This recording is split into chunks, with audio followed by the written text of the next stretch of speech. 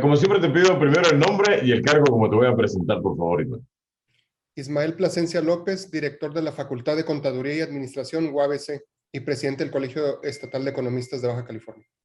Ahora ya sabemos que se extenderá por un mes más, cuando menos, las restricciones al cruce fronterizo. Y no digo el cierre porque los norteamericanos van y vienen sin mayor problema, igual que los residentes legales.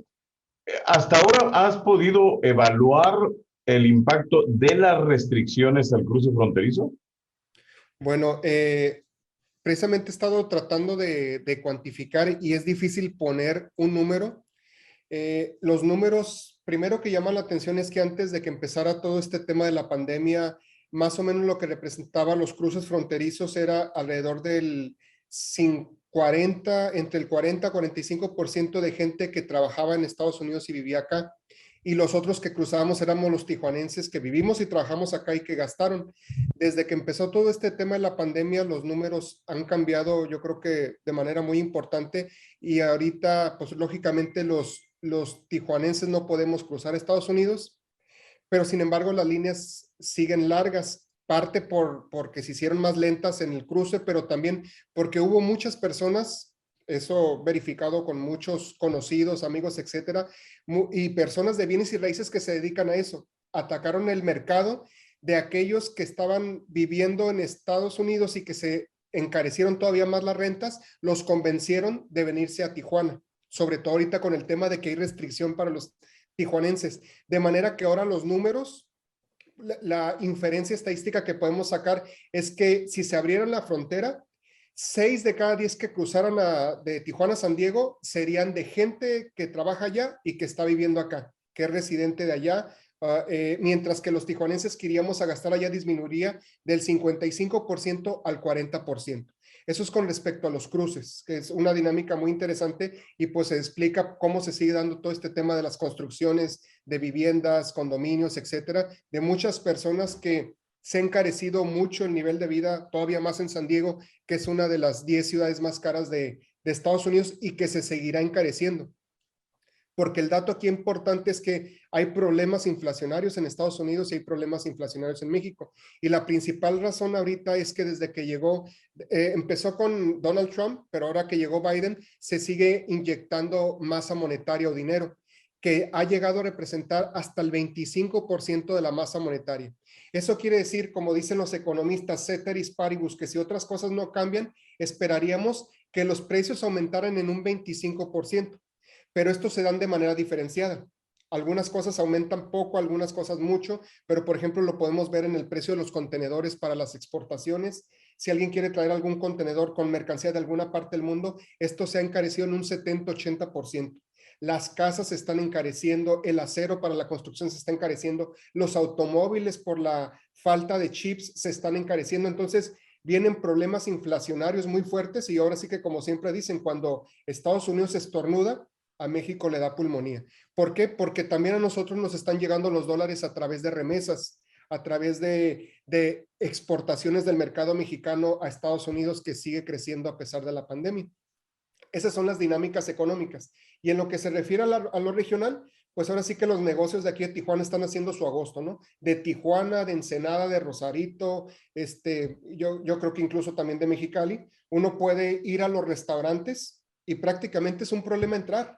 Entonces sabemos del tema gastronómico, vitivinícola, cerveza artesanal que está muy fuerte y entonces hay muchas personas de allá que están viniendo a consumir acá y los tijuanenses nos estamos quedando a consumir acá ante la imposibilidad de cruzar Estados Unidos. Entonces, creo que ya lo habíamos platicado, hay tiendas de autoservicio que están haciendo su agosto, incluso están remodelando, están ampliando, etcétera. Yo espero que aprendan que es una coyuntura y que se adapten a dar una mejor calidad y servicio, porque en el momento que se abra la frontera, pues muchos van a optar por volver a cruzar Estados Unidos. A lo mejor no es la misma cantidad por el tema de los cruces fronterizos, de los tiempos, pero aquí es donde sí sería en el corto plazo muy difícil medir el impacto económico. Vemos que hay una gran actividad económica, pero ahorita sí sería un poco aventurado dar un número en cuanto a calificar. Lo que sí es que hay un beneficio económico muy fuerte antes de que nos alcance el tema de la inflación. Cuando recién empezaba la pandemia y todo esto del confinamiento, hablabas tú de los estragos que preveía se iba a causar económicamente. Sin embargo, me da la impresión de que no se han concretado en ese sentido y yo digo, por ejemplo, que algunos analistas académicos hablan de que, por ejemplo, la industria maquiladora se recuperó de manera significativa en algunos sectores, incluso más arriba de como estaba antes de la pandemia. ¿Estamos en una burbuja en esta situación?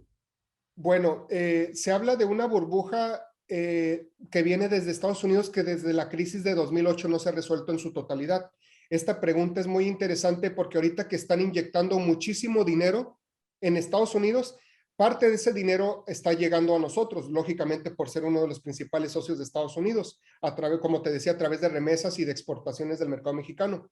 ¿Cómo se da una burbuja? Se da porque se inyecta dinero en la economía y la gente que tiene la facilidad agarra ese dinero y lo asigna. Se está creando en Estados Unidos una especie que le llaman shadow banks o bancos sombras, en donde se crean unas instituciones que agarran el dinero barato de Estados Unidos porque la tasa de interés es prácticamente cero.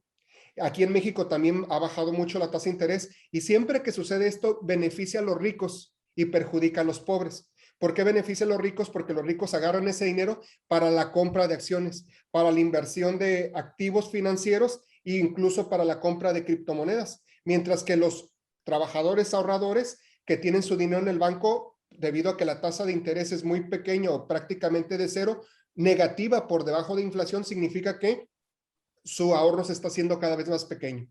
Entonces, ¿cómo se presenta una burbuja? Porque se agarra el dinero que es muy barato de Estados Unidos y se utiliza para hacer compra de activos financieros. Ahí es donde se puede presentar una burbuja en el mercado financiero o en el mercado inmobiliario. Los ricos agarran el dinero barato y empiezan a invertirlo. Y ahí es donde se presentan las burbujas. Hay gente que considera que eso está pasando en Estados Unidos ya, ¿no? El mercado de inflación, el mercado financiero, que hay gente que incluso está utilizando su cheque de estímulo económico para salvarse de la pandemia y está metiéndolo a la bolsa de valores, lo cual no genera nada, pero sí Así es. especulación y tienes mucha gente pues que está invirtiendo en cosas que son pues muy artificiales. ¿Esto nos puede pegar del lado mexicano? Sí, desde luego, porque siempre es como una especie de economía espejo del tema de inmobiliario, ¿no? Siempre que allá está creciendo, suben los precios y eso hace que mucha gente que antes podía pagar rentas o comprar una casa en Estados Unidos no lo pueda hacer. Entonces la dinámica es que va a seguir el flujo hacia el sur del país, ¿no? Aquellos que están trabajando y que a lo mejor ahorita dijeron, todavía puedo pagar la renta, pero las rentas ya sabemos que es un reflejo del tema de los precios de las casas. Si sigue esta burbuja inflándose, se aumentan el precio de las casas y con ello gente deja de comprar casas o la refinancia o se van a rentar y con ello suben el precio de las rentas. Entonces automáticamente muchos que podían pagar la renta antes, vamos a decir que pagaban $600, $800 de renta por un pequeño espacio para vivir allá, que le llaman estudio, por ejemplo, y se va a $1,000, pues dicen, pues ahora sí debo de considerar irme a Tijuana a vivir, ¿no? Y en ese sentido, acá es como se está presentando también el tema de la burbuja, porque están construyendo, no construyen para el mercado tijuanense, construyen para el mercado norteamericano. Si tú ves los precios, dices, ¿cuántas personas en Tijuana pueden pagar esos precios de casas y de condominios, no? Entonces, lógicamente, de esa manera nos está afectando la burbuja que se está presentando en Estados Unidos. Y esto me llama la atención para otro tema que hemos tratado de ver, que no hemos analizado suficiente, que es esta gentrificación que está dando en la ciudad, ¿no? ¿Por qué? Porque todo este desarrollo inmobiliario, que aun cuando hay muchos de estos casas o edificios de oficinas no ocupadas todavía, pues ya tiene ese encarecimiento y la gente de Tijuana, pues ahora ya tiene que irse más lejos a buscar vivienda porque incluso hablábamos con algunos de los vendedores de bienes raíces que decían, ya en el este hay gente de Estados Unidos buscando casa porque es lo que le alcanza allá. O sea, Así es. ya es un hecho la inflación ocasionada de precios de vivienda ocasionada los que se están moviendo por lo caro y supongo que por la disponibilidad de este dinero, ¿no? Y no veo una respuesta del lado mexicano que atienda lo que viene. ¿Tú sí la ves? Lo que pasa es que en el lado mexicano es poco el margen de maniobra. Se tiene la política fiscal que aumenta los ingresos a través de impuestos por parte del gobierno y se tiene la política monetaria que mueves la tasa de interés. La tasa de interés la aumentas para retirar dinero de la economía y controlar la inflación y premiar al ahorrador y castigar al que gasta. Pero cuando hay una crisis la bajas para que el consumidor salga a consumir y se reactive la economía. Desde hace tiempo caímos en algo que denominan los economistas la trampa de la liquidez, porque tú vas bajando la tasa de interés para reactivar la economía, pero de nada sirve que yo le dé a una empresa dinero para que mantenga su actividad económica si no hay consumo, que es cuando en la pandemia todo estaba cerrado. Entonces fuiste bajando la tasa de interés hasta que llega a casi cero. A eso es a lo que se le llama la trampa a la liquidez, porque ya no te reacciona la economía. Entonces viene lo que le llaman ahorita, usan un término ahí como de flujo monetario laxo, en donde están comprando bonos, de los bonos chatarra de los bancos, el gobierno de Estados Unidos para inyectar dinero a la economía. Entonces, ¿qué es lo que sucede? Aquí lo importante es que cuando tú inyectas dinero a la economía suceden dos cosas: o se reactiva la economía o te genera inflación. Tienes que ver cuál es. Siempre decimos que este tema de las políticas es como cuando estás sintonizando una estación de radio en los radios viejitos. Se te pasa la mano, pasaste la estación, le regresas, tienes que estar jugando con eso, porque si te pones a inyectar nada más dinero en la economía, va a ocasionar esto, procesos inflacionarios, y siempre que hay inflación, la inflación es un impuesto a los pobres, porque les alcanza para comprar menos. El rico, como ahorra una gran parte y la puede invertir, y de su gran ingreso nada más uno lo dedica al consumo, digamos que la inflación le pega en esa parte del consumo. Pero si por otra parte el rico puede invertir en la construcción para luego vender casas, etcétera, de alguna manera está ciertamente blindado. Entonces, qué es lo que están alertando los economistas que trae como consecuencia esta política monetaria? Que los ricos otra vez van a ser más ricos y los pobres más pobres. ¿Qué podemos hacer en México? Hay poco margen de maniobra, te decía, porque si el gobierno de Estados Unidos sube la tasa de interés, nosotros tenemos que subirla para evitar fuga de capitales. Y si la bajan, nosotros la tenemos que bajar. Entonces, ahí es donde tenemos poco margen de maniobra. ¿Qué es lo que tenemos? La política fiscal, que se habla que se necesita una reforma fiscal. Sin embargo, sabemos que a los gobiernos no les gusta el tema de los impuestos porque luego son castigados en las urnas, ¿no? Y lo que nos queda es la política industrial, cómo somos más competitivos. ¿Qué es la política industrial? Que se hagan planes ahorita, por ejemplo, vamos a decir aquí a nivel regional, ¿cómo hacemos para todo ese mercado que nos cayó gracias a una coyuntura, lo mantengamos a la hora que se abran las fronteras? Porque eso es lo que da trabajo a todo el mundo aquí en la frontera, ¿no? Entonces, el peor escenario es que no haya actividad económica y que haya inflación. Un escenario intermedio es que haya inflación, pero haya actividad económica. Y el peor escenario es que no haya actividad económica y haya inflación, que es el centro sur del país, que es lo que están viviendo. Efectivamente, como tú decías, platicamos, pensamos que los efectos aquí van a ser más fuertes, pero no contamos con una Tijuana resiliente en donde pues somos un buffer entre lo que ocurre en México y lo que ocurre en Estados Unidos. Entonces, de alguna manera, a veces nos cae lo peor de las dos partes, pero otras veces nos cae lo mejor también de las dos partes. La vocación que tenemos de tener industria manufacturera y maquiladora en el área de aeroespacial, en el área de electrónica, en el área de dispositivos de salud, hizo que todo eso, pues a pesar de la pandemia, no se cerrara. Si a eso le agregamos que hay una buena oferta de servicios dental, turismo de salud, turismo médico, gastronómico, etcétera, pues quiere decir que nos agarró la crisis bien parados para que no la sintiéramos tan fuerte y que el rebote al mismo tiempo sea rápido, ¿no? Entonces, hay una dinámica interesante aquí en la frontera, pero el tema de la inflación nos va a pegar a todos. ¿De qué manera? Depende de muchas variables, ¿no? ¿Cuántos dólares están llegando? Si se fijan ahorita, el tipo de cambio se ha mantenido constante más o menos entre los 19, 19.30, y uno podría pensar, mira qué buen trabajo ha hecho el gobierno mexicano. No, es que nos están llegando dólares de más y más bien deberían de haber bajado. Aquí la pregunta que nos deberíamos de hacer es ¿por qué no baja si nos estamos inundando de dólares? Entonces, ahí es donde hay que hacernos preguntas de la causa raíz de todo esto que está pasando, ¿no? Entonces, la gran preocupación ahorita es el tema de la inflación, porque Estados Unidos puede exportar su inflación. ¿Por qué? Porque todo el mundo nos agarramos sus dólares. Sin embargo, nosotros, si generamos inflación en México, no la podemos exportar porque nuestros pesos no nos los van a aceptar en otras partes del mundo, ¿no? Este modelo nos ayudó a recuperarnos o a protegernos un poco del impacto económico. También veo que se habla de que hemos perdido competitividad, de que el valor agregado en la industria de todos modos sigue siendo básicamente la vecindad con Estados Unidos. Y cuando veo la inflación, yo creo que las señoras se quejan de que cada vez que vas al mercado está todo más caro, ¿no? Y veo las noticias de Estados Unidos, es lo mismo. ¿Hay algo que el ciudadano promedio pueda hacer para protegerse ante esto o estamos a merced de estas oleadas, de este oleaje económico en la frontera? Ok, yendo al primer comentario que hacías, efectivamente el Bajío ha hecho mucho mejor trabajo un poco, vamos a decir que copiaron la política industrial de Monterrey, Nuevo León. Es cómo pasamos a darle cada vez más valor agregado a todo lo que hacemos. Entonces, aquí decimos que nos va bien porque hay trabajo. La pregunta es qué tan productivos somos y qué tanto valor agregado le vamos dando. Y por eso te decía que la política industrial es muy importante, que digamos, ¿para qué somos buenos y cómo podemos tener más proveeduría nacional, regional y local de nosotros mismos? Esa es la parte que no hemos dado. No hemos pasado del famoso 7-8% de proveeduría desde hace 30 años, que fue lo que sí hicieron primero los japoneses, luego los coreanos, luego los chinos, en donde ahorita en toda la industria que tienen en China, 45% es proveeduría china. De todas las grandes multinacionales que llegaron a invertir hace 30 años, ellos, imagínate que nosotros pasáramos del 7% de proveeduría al 45%. Esto sería en Monterrey, Nuevo León, ¿no? Que es ese, y el Bajío hizo muy buen trabajo en eso, que es la parte, son muchos factores que influyen, volvemos al tema geográfico. Yo creo que los tijuanenses, baja californianos, nos dormimos en nuestros laureles de la ubicación geográfica. Sí, entonces sí tenemos el turismo, sí tenemos la maquiladora, pero nos ha faltado más el tema de la política industrial. ¿Qué es la política industrial? ¿Cómo vamos dando valor agregado? ¿Hacia dónde nos tenemos que mover? Actualmente nos tenemos que mover hacia una sociedad del conocimiento, es decir, pasar, como dicen, de la mano de obra a la mentefactura.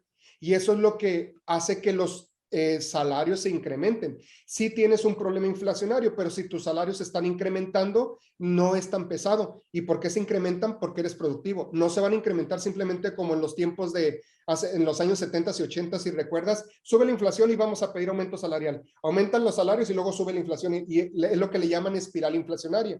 La mejor forma de estar protegidos es a través de mejores salarios que estén sustentados en la productividad. ¿Cómo somos más productivos? Y eso es lo que no nos hemos planteado de manera adecuada. El tema, y lo pasamos al sector servicios, el tema de servicios todavía en muchos lugares deja mucho que desear. ¿Cuánto están invirtiendo los dueños de restaurantes y hoteles para que el mesero dé un muy buen servicio, para que la comida sea cada vez mejor? Entonces todavía encontramos mucha heterogeneidad en cada uno de los sectores. De repente el empresario mexicano es como el político mexicano, ¿no? Quieren maximizar ingresos en el corto plazo a costa del consumidor. Eso es lo que no entendemos. Tenemos que tomar decisiones que nos ayuden en el largo plazo.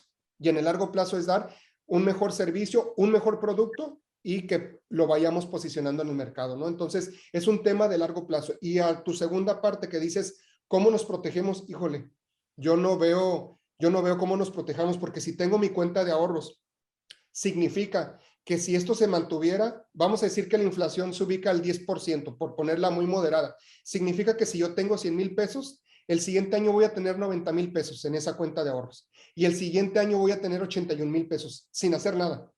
¿Sí? Entonces, al no estar invirtiendo, el no tener opciones y dejarlo en la cuenta de ahorros, la inflación se va comiendo. Por eso se le llama impuesto oculto. Es como si de repente en nuestro cheque nos llegara un impuesto del 10%, pegaríamos el grito en el cielo, pero la inflación, ¿a quién le reclamas? Ni siquiera entienden de dónde viene, por qué se genera, etcétera, y al final de cuentas es eso.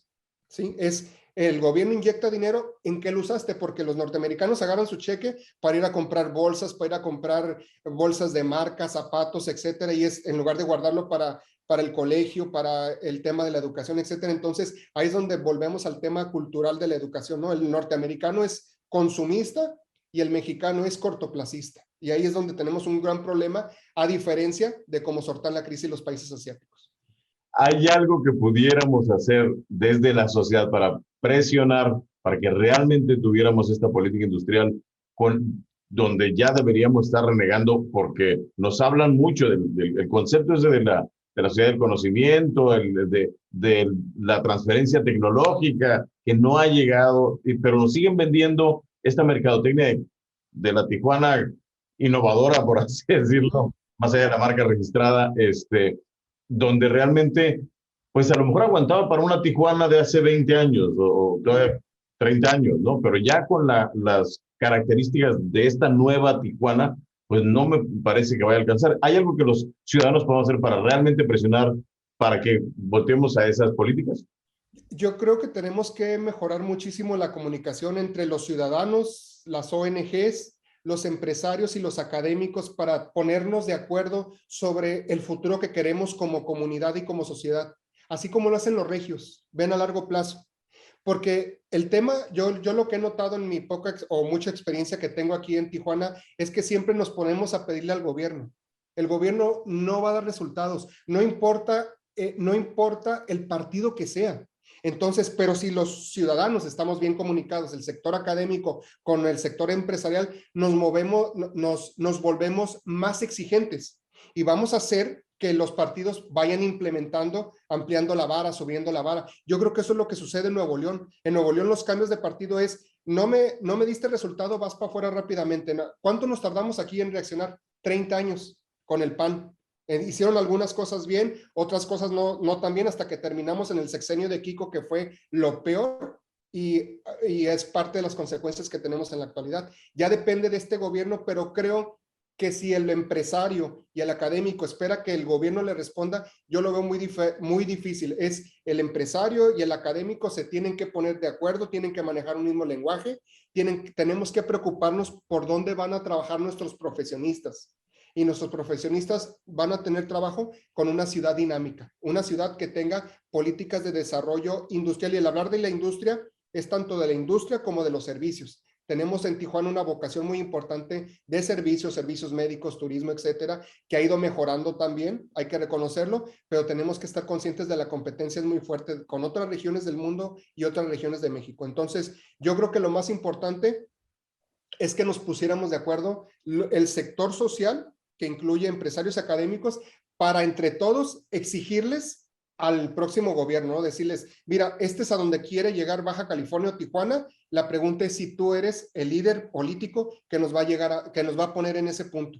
Eso es lo que tenemos que trabajar, porque si no estamos siempre a expensas y sobre todo a pedirle al centro a ver qué nos va a dar, qué nos va a mandar, y el centro nos ve bien, dicen, tendrá sus problemas Baja California, Nuevo León, pero ellos están en el norte, pegados a Estados Unidos, les va bien. Las broncas fuertes las traigo en el centro y en el sur del país. Y en ese sentido va a ser muy difícil sacarles algo al centro del país. Nos tenemos que poner de acuerdo nosotros y exigirle a nuestros gobernantes que vayan y pidan lo que les corresponde, como le hacen los de Nuevo León. Aquí nosotros decimos que no nos aumenten los impuestos y ahí estamos, al final de cuentas no los aumenten. En Nuevo León dicen, sí me lo vas a aumentar, está bien, ¿qué me vas a dar a cambio? Y ahí empiezan las negociaciones, cosa que no se ve aquí en Baja California. Dime qué obras de infraestructura se han construido últimamente. Prácticamente, en lugar de aprovechar la pandemia para hacer eso y para aplicar políticas contracíclicas de creación de empleo, etcétera, pues prácticamente estamos en el olvido. Entonces, ahí es donde veo yo el tema, en donde las comunidades, los colegios, los organismos empresariales y el sector de la sociedad tenemos que ser más exigentes. Me parece que es necesario y a partir de la comunicación y de que estas ideas fluyen y de que veamos lo negativo que estamos teniendo, porque yo sí veo una gran comunicación entre el gobierno y los empresarios, pero más de complicidad. Y creo que las facultades, digamos, tradicionales de la nobleza de la Gran de Tijuana ya no es suficiente para una ciudad de este tamaño. Ismael, como siempre, te agradezco mucho la posibilidad de conversar contigo.